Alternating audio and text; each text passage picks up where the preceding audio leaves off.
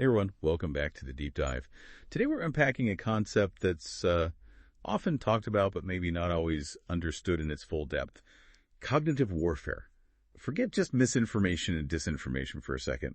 What we're discussing today goes, well, quite a bit beyond simple deception. It's really about profoundly influencing an opponent's reasoning, their decisions, and ultimately their actions, all to achieve strategic objectives and often without, direct military conflict.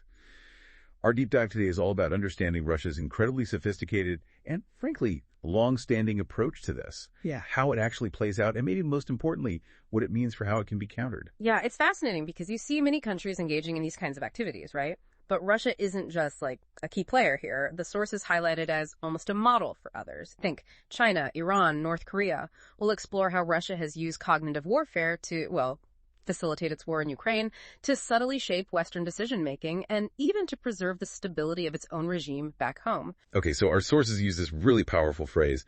They describe Russian cognitive warfare as the way of war, governance, and occupation. That sounds incredibly sweeping. What does it really mean to think of it as a fundamental way of operating? Well, if you connect that to the bigger picture, it really shows Russia's core belief. Yeah. That wars can be won or lost in the mind of the opponent, often long before any physical conflict even kicks off. So the Kremlin wants to shape decisions, not just fight battles. Exactly. And domestically, this approach is, it's vital for maintaining control, stability. It's also born from a kind of pragmatic reality, Russia isn't weak necessarily, but it is weak relative to its really grand strategic ambitions. So cognitive warfare helps bridge that gap. It creates a perception of reality that allows Russia to sort of win more than its physical capabilities might otherwise allow, and crucially, often at a much lower cost. Right, lower cost. And the sources point to maybe an insidious primary objective for this cognitive warfare. What is that objective? And how far-reaching are the methods they actually use? At its core, the main objective is shaping adversaries' decision-making, eroding their will to act. Their will to act. Yeah. Russia needs its opponents to do less, basically, so Moscow can achieve more with, its relatively limited resources. And this isn't just about the media you normally think of. It uses all platforms that transmit narratives. Like what? Formal diplomatic channels, seemingly ordinary individuals, online influencers, you name it. And it's important to get this. These efforts are often backed up by physical activities. Physical. Yeah, like provocative military exercises, maybe cyber attacks, even deliberate exaggerations of their military capabilities, all designed to reinforce the message. Okay, that brings up a really critical question then. Where did this sophisticated approach actually come from? It sounds quite developed. Well, our sources trace Russia's cognitive warfare way back to Soviet concepts, actually, like reflexive control from, I think, 1967. Reflexive control, what is that? It's this, ingenious idea, really. Getting your opponents to accept your premises, Russian premises in this case, and then from those premises, reason their way to conclusions that inherently favor Russia. Can you give an example? Sure. Think about the assertion that Ukraine joining NATO posed an imminent danger to Russia. That was a premise Putin hammered home, right? And he used it to justify the full-scale invasion. I see. So they get you arguing on their terms. Precisely. And Russia isn't just inventing totally new claims all the time. It's skillfully recycling old Soviet messaging strategies. They've even reactivated old state news agencies like TASS. That was a huge propaganda outlet during the Soviet era. And this isn't just a recent thing under Putin, is it? No, not at all.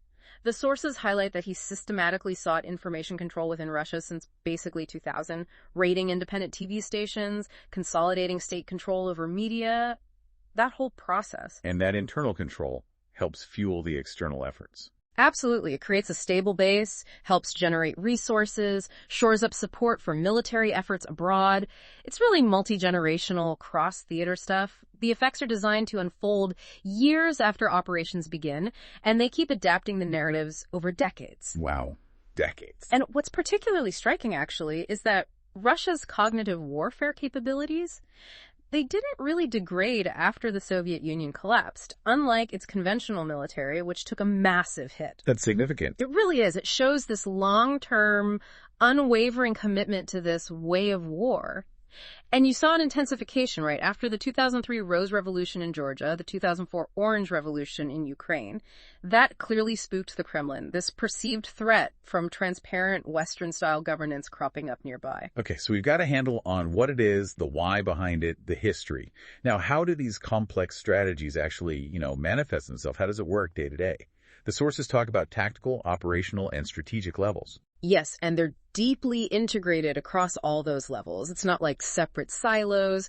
Tactical efforts are those individual specific things. Could be a TikTok influencer subtly pushing a pro-Russian candidate, or, a specific claim about Ukrainian officials being drug addicts, that kind of thing. Stuff you might see pop up online. Exactly. And they might seem isolated, just random noise, but they're often carefully orchestrated into larger campaigns.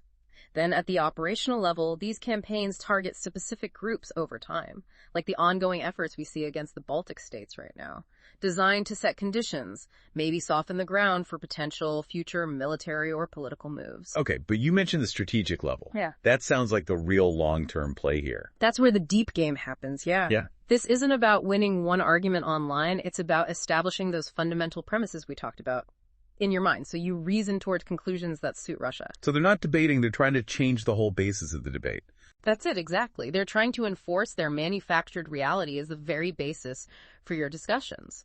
It's a very long game, gradually eroding accepted facts or subtly substituting them with new, Kremlin-friendly ones. Can you give a clearer example of that strategic effort? Sure. Think about Russia's big strategic push to isolate Ukraine from Western support. That's a massive undertaking. It involves hundreds of tactical narratives, little stories and claims, plus decades-long operational campaigns targeting different Western audiences.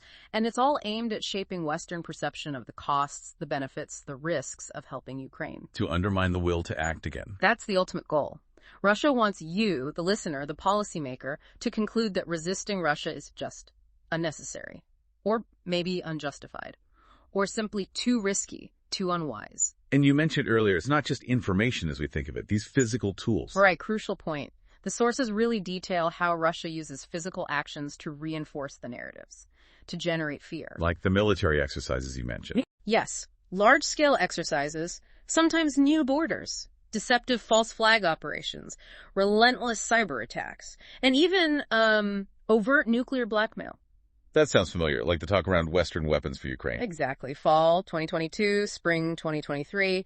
Those Russian nuclear threats, they were absolutely deliberate informational operations aimed squarely at scaring allies, making them hesitate about supplying crucial equipment like tanks or longer-range missiles. Well, the threat itself was the weapon, in a way. Precisely. Or look at deploying tactical nuclear weapons to Belarus. The timing wasn't random. It followed the UK's decision to send depleted uranium rounds to Ukraine, which Russia then heavily propagandized. The deployment to Belarus was aimed at shaping Western perceptions, making them feel intimidated. It wasn't really about fundamentally changing Russia's actual nuclear capabilities on the ground. It's about the message the action sends. Absolutely. And that's a key takeaway. These physical actions, they inherently transmit information. They trigger strong emotions like fear. And that powerfully reinforces Russia's messaging. Think about the Black Sea. They aim to achieve the effects of a blockade through missile strikes on port infrastructure, even when they weren't physically blockading it with ships anymore. The perception became the reality they wanted. So the methods really go way beyond traditional media. The sources show Russia leveraging its entire state network. The whole apparatus. Alliances, international organizations like the UN, partnerships with foreign media outlets. For foreign media, how does that work? Well, we see Russian state media signing cooperation agreements with outlets in other countries, so they can distribute their narratives through what look like independent third-party sources. Makes it seem more credible. Or makey. Very. Plus covert ops paying European politicians or journalists, creating fake foreign experts to speak favorably about Russia in places like Africa, even espionage networks like that one uncovered in Argentina working to influence internal political processes. Wow. And the sources mention some surprising actors too, like the Russian Orthodox Church. Yes, the Moscow Patriarchate specifically. Described as a long-standing tool for these hybrid operations. Spreading pro-war narratives, directing clergy to include specific pro-war prayers and services. That's quite something. And then you have entities like Rossoternmechstvo, that's Russia's state agency for cultural and humanitarian cooperation. Their soft power arm. They orchestrate pro-Russian rallies globally, using cultural events to push strategic aims. Even state-owned companies. Absolutely. Rosatom, the nuclear energy giant, is mentioned, working to legitimize the occupation of the Zaporizhia nuclear power plant, for instance, or promoting Russia's influence in Africa through nuclear energy deals. It's all part of the cognitive warfare ecosystem. Okay, we've seen the incredible breadth, the depth of this effort, which leads us straight to the big question. How effective has it all been? Well, the sources suggest it has allowed Russia to achieve gains that probably would have been impossible with just conventional forces. Like shaping Western decisions. Definitely. Leading to lost opportunities for Ukraine sometimes, like those delays in getting tanks we talked about. So those information operations around nuclear escalation in spring 2023, they worked to some extent. They were certainly successful in drawing Western decision-makers into these prolonged, agonizing debates about weapon types. That created delays, uncertainty, which was the role. Does that mean Russia's cognitive warfare is unstoppable? Are there weaknesses? Ah, yes. And this is really important. The sources also detail significant vulnerabilities. It's not some invincible machine. Like what? Well, it's surprisingly prone to failure. Simple human error can trip it up. Misunderstanding local cultures is a big one. Or just timely countermeasures from the other side. Any examples of it backfiring? Oh, yeah. Remember the Russian ambassador threatening Sweden back in 2015 if they joined NATO? Vaguely, yes. It backfired spectacularly. Actually increased Swedish public support for joining NATO. The opposite effect of what they wanted. Huh. So their over-reliance on it can be a weakness? It's a major weakness, actually. Their whole strategy in Ukraine, for example, really hinges on convincing the West the war is unwinnable for Kyiv. If you reject that premise, if the West surges support, then Russia loses its key cognitive advantage. The narrative collapses. That connects to the bigger picture, right? Yeah. About Russia and Putin being vulnerable. Exactly. They're vulnerable to realities that puncture that narrative of strength, of inevitable success. That facade of power is absolutely essential for regime stability back home.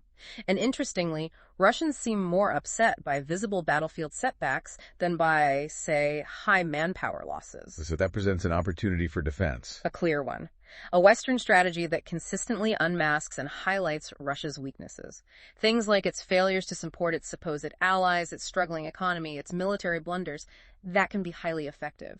And maybe the fastest way to expose those weaknesses is simply to help Ukraine succeed decisively on the battlefield. Reality bites. It's almost ironic then, isn't it? This over-reliance on cognitive warfare has actually degraded their own physical capabilities and hurt Russian society. It seems so.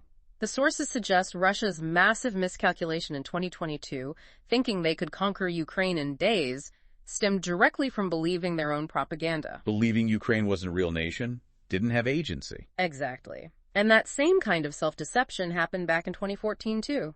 They seemed to expect a welcoming reception in eastern Ukraine, flags and flowers, only to face unexpected, fierce resistance. They believed their own story too much.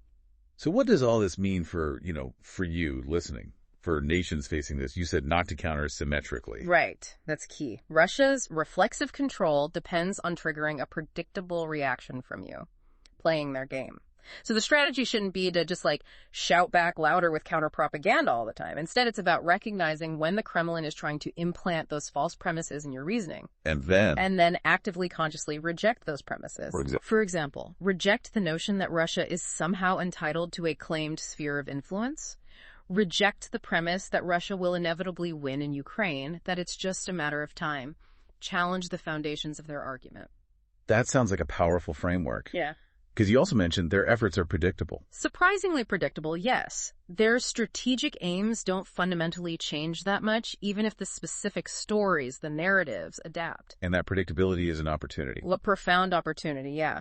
To monitor it, to forecast what they might do next, and to effectively neutralize it before it takes root.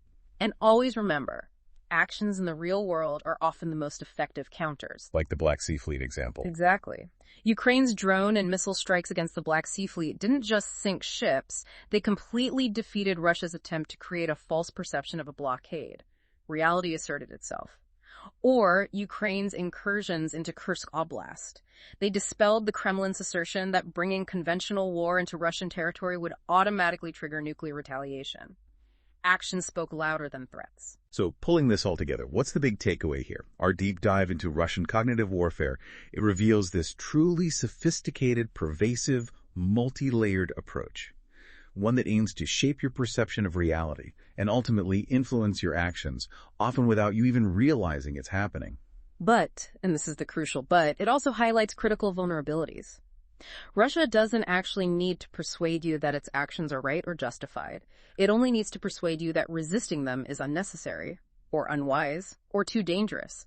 By understanding those core premises they try to establish, by recognizing the tactics, and crucially, by focusing on the real-world situation rather than the artificial one they try to create, you, the listener, can become an active participant in neutralizing these efforts. Yeah.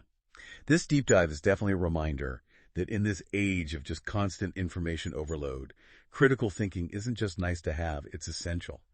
So maybe the provocative thought we leave you with today is this. How might your own assumptions about global events, about conflicts, be subtly shaped by external narratives you might not even be aware of? And what steps can you take to really ground your understanding in verifiable realities, not just compelling stories? Keep questioning, keep learning, and definitely keep digging beneath the surface.